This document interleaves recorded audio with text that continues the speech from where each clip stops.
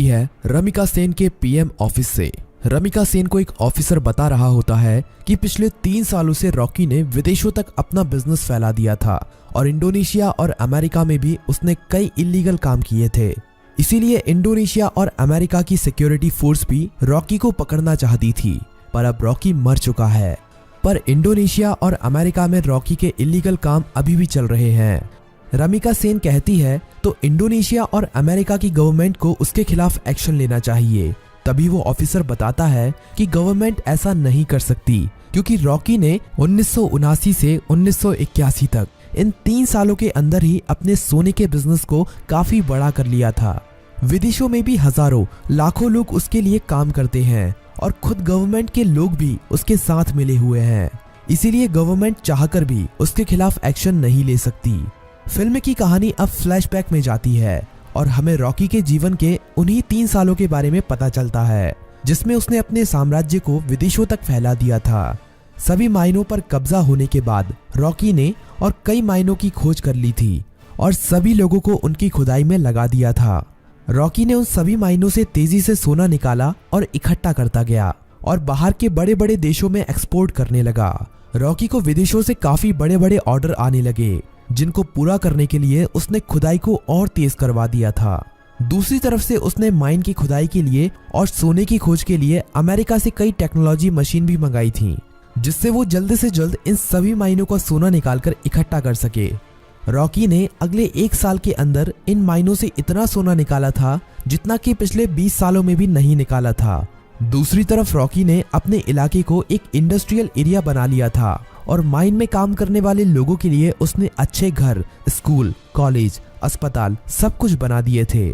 इसीलिए खुदाई करने वाले लोग उसे काफी पसंद करते थे और उसके लिए अपनी जान देने के लिए भी तैयार थे। धीरे धीरे करके रॉकी का साम्राज्य बड़ा ही होता जा रहा था।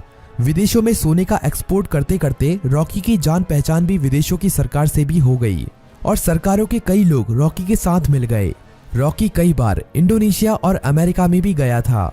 वहां पर भी उसने अपने सोने के साम्राज्य को काफी बड़ा कर लिया था। इस साम्राज्य को फैलाने में सरकार के कई लोगों ने उसकी मदद की थी और रॉकी ने एक गैंग अपनी इंडोनेशिया में और एक अमेरिका में भी खड़ी कर ली थी और रॉकी ने इन गैंग के लिए अपना एक एक लीडर भी बना लिया था और रॉकी उन सभी का राजा बन गया था। इस तरह से रॉकी ने अपने साम्राज्य को विदेशों तक फैला दिया था। अब कहानी फ्लैशबैक से बाहर आती है और हमें दिखाया जाता है कि जब रमिका सेन ने भारत में रॉकी के साम्राज्य को खत्म कर दिया था और रॉकी अपना सारा सोना लेकर समुद्र के बीच में चला गया था, वहां पर रॉकी ने इंडियन नेवी को खुद मैसेज करके उसे मारने के लिए कहा था। तब इंडियन नेवी ने रॉकी के शिप पर मिसाइल छोड़कर रॉकी को मार दिया था, पर रॉकी वहां पर मरा नहीं था। रॉकी का सारा सोना उसी समुद्र की गहराइयों में उसी जहाज में दफन है और रॉकी को अमेरिका के सबमरीन ने बचा लिया था। ये सबमरीन अमेरिका के एक बिजनेसमैन की थी, जिसे रॉकी ने उन 3 सालों के बीच में अपना पार्टनर बना लिया था।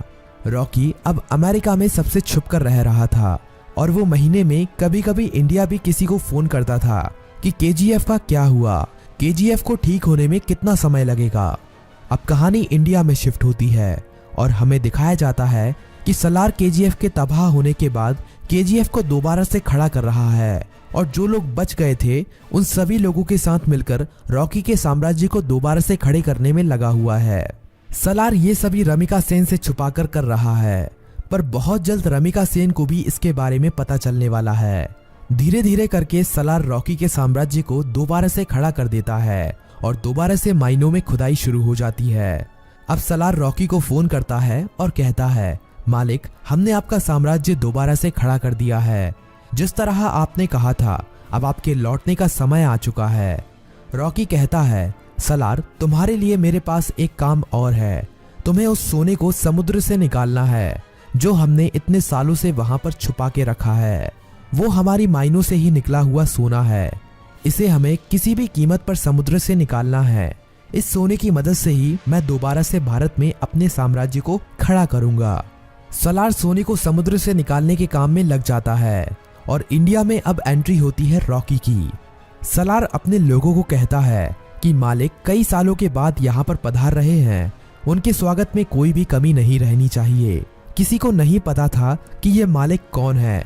रॉकी अकेला ही अमेरिका से आ रहा होता है। केजीएफ में रॉकी का स्वागत धूमधाम से किया जाता है। सभी लोग रॉकी को देखकर हैरान थे क्योंकि उन्हें लग रहा था कि रॉकी मर चुका है, लेकिन रॉकी तो अभी जिंदा है। रॉकी अपनी माइनों का काम देखने के बाद सीधा मिलना चाहता था रामिका सेन से। सलार कहता है कि हम भी उसके साथ चलेंगे, पर रॉकी कहता है कि नहीं, मैं अकेला ही मिलने जाऊंगा। रॉकी अकेला ही अपनी रोल्स रॉयल कार में जा रहा होता है। तभी नाके पर पुलिस उसे पकड़ लेती है। पुलिस वाले जानते नहीं हैं कि वो रॉकी है। वो रॉकी के पास लाइसेंस ना होने की वजह से और ओवर स्पीडिंग होने की वजह से थाने ले जाती है। वहां पर रॉकी कुछ नहीं बोलता, बस अपने आदमियों को फोन कर देता है। थाने में बड़ा ऑफिसर आता है और रॉकी से चिल्लाकर बात करने लगता है। तभी पूरा पुलिस स्टेशन हिलने लगता है और कई हेलीकॉप्टर और बंदूक लेकर रॉकी के आदमी यहाँ पहुंच जाते हैं। उन आदमियों से एक आदमी रॉकी का लाइसेंस लेकर थाने के अंदर आता है और पुलिस को लाइसेंस दिखाता है। पुलिस वाला लाइसेंस पर रॉकी का नाम पढ़कर हैरान रह जाता है और रॉकी को वहां से जाने देता है। रॉकी अब सीधा रमिका सेन से मिलने के लिए जाता है। रॉकी के पहुंचने से पहले वो पुलिस वाला रमिका सेन तक ये खबर पहुंचा देता है कि रॉकी अभी भी जिंदा है। रमिका सेन ये खबर सुनकर हैरान हो जाती है कि अभी तक रॉकी कैसे जिंदा है। रमिका सेन को ये खबर भी मिल जाती है कि रॉकी के यहाँ आने से पहले किसी ने केजीएफ को दोबारा से खड़ा कर दिया है और केजीएफ से अभी भी खुदाई करके सोना निकाला जा रहा है। अब पीएम ऑफिस में एंट्री होती है रॉकी की। सभी लोग रॉकी को देखकर हैरान थे। रॉकी सीधा मिलने जाता है रमिका सेन से।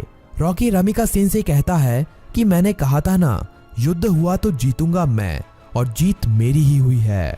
रमिका सेन कहती है कि अच्छा है, तुम जिंदा हो, अब मैं तुम्हारे सामने ही तुम्हारे केजीएफ को तुमसे छीन लूंगी।